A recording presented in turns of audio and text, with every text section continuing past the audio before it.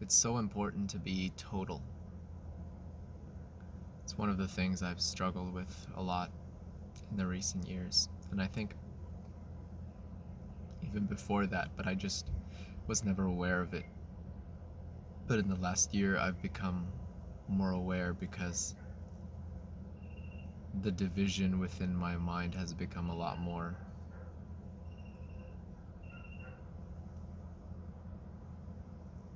obvious.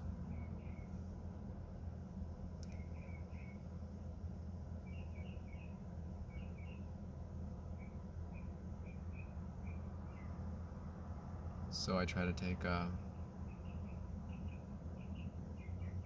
deep conscious breaths whenever I notice myself becoming split within. And when I say split within, I mean that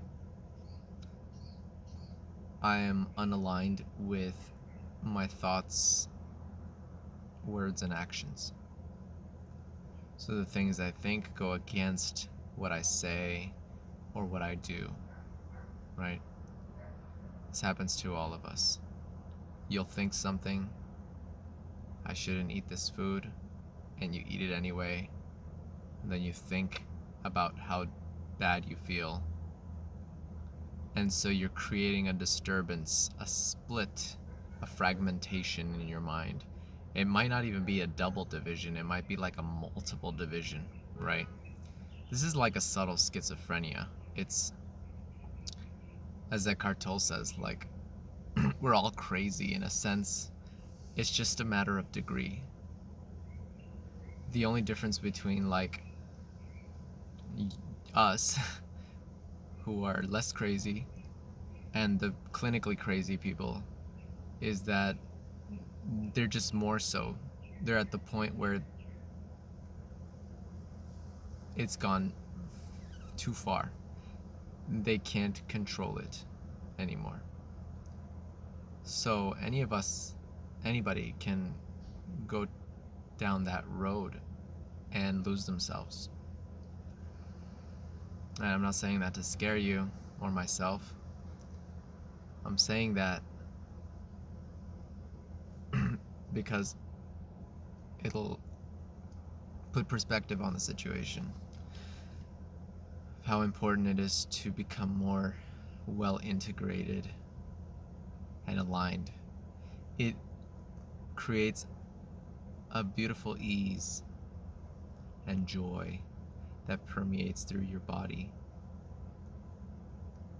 When you're divided, you're fighting with yourself.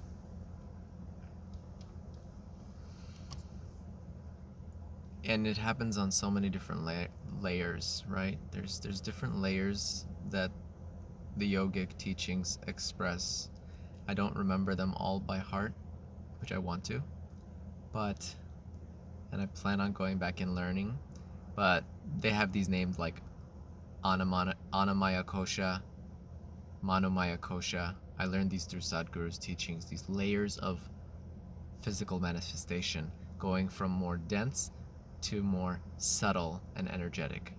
So they don't call thoughts, they call them your mental body.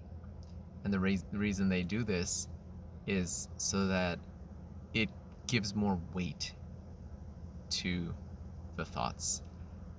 It puts it into perspective that a thought is also a physical manifestation. It's just a more subtle physical manifestation. When we say energy, we start thinking that it's not physical. But just because we can't see it with our eyes doesn't mean that it's not physical. It's still a physical manifestation. And this was new to me until I had read that, because in the English language, energy is non-physical. But this is not true based on the yogic teachings. So the different layers can have their own divisions. a division within the body can be a denial of certain parts of the body, seeing the maybe certain areas as sinful, right? Seeing certain parts of the body as better than others. So you create division. You can have a division within your mind, right? Like your thoughts, like that we were speaking about. You can have division. For me, one of the biggest things was like being decisive, because I didn't have enough information. I was too afraid to make decisions in certain areas because I didn't want to lose. And so making a decision became so confusing and difficult that it would push me towards feeling really anxious. And I could feel like cortisol running through my body and anxiety building up. Heart would start to feel pressure. So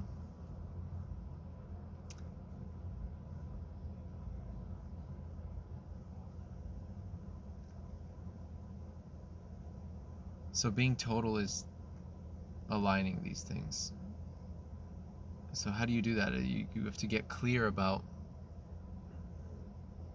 what you really want, right? What do you really want? And if you want it, then you have to execute and get it done. If you want more energy, you gotta sacrifice and do certain practices that give you more energy. If you wanna lose weight, you gotta sacrifice and eat differently and move more so that you can lose the weight, if it's really what you want. And enjoy that difficult situation. Enjoy that struggle, because you have a vision that that's what you really want, and you're gonna work for it, right? With happiness. You're not gonna see it as a chore, because that's what you want.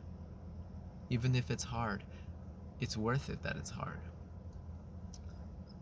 I was listening to a video by Leo Gura, and it's kind of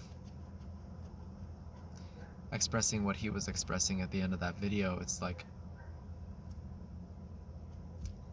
when you get something easily, you don't appreciate it. If you have to work really hard for it, you do. It creates depth inside. It creates the appreciation for understanding the true value of that thing. Like beautiful girls, when they just get treated with everything that they've always wanted, or someone's born rich and you feel envious of them. We feel envious. We think, God, I wish I was rich. God, I wish I just had rich parents. But those people don't appreciate what it means to be rich. They spend their money like idiots, and they're not happy. I'm happier than they are, and I don't have that much money, right? There's a lot of things I can't do because I don't have the money. But when I do get to do it, I really appreciate it. When I do make the money, I really appreciate it. And there's a beauty that comes with that. There's depth that comes with that. There's meaning that is created with that when you have to work towards something. Life is difficult for a reason. And the reason it's difficult for rich people to find meaning and happiness is precisely because they need some difficulty. If it's not in the wealth department, life's going to give them different difficulties. The difficulty of being unhappy where you are, because there's something left unfulfilled, and that is the challenge. So they have to seek a new avenue of challenge. Maybe some of them let go of their wealth and go and start creating purpose somewhere else. Or just, and if they don't and they abuse their wealth and they do things the wrong way, they pay the price, they suffer. So appreciate the challenges. Find love for your life. Align yourself with your true values, with what you value. Write a list. I have a list of 10 things that I value more than anything else, from 1 through 10.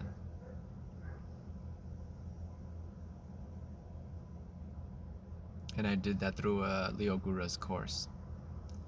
It was a difficult process, but I'm so glad I have a list of values, things that I value. So when I look at them every day, and I ask myself, how aligned am I with my values?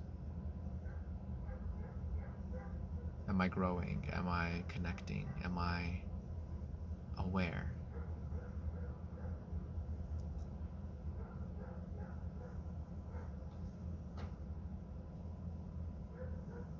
That's it.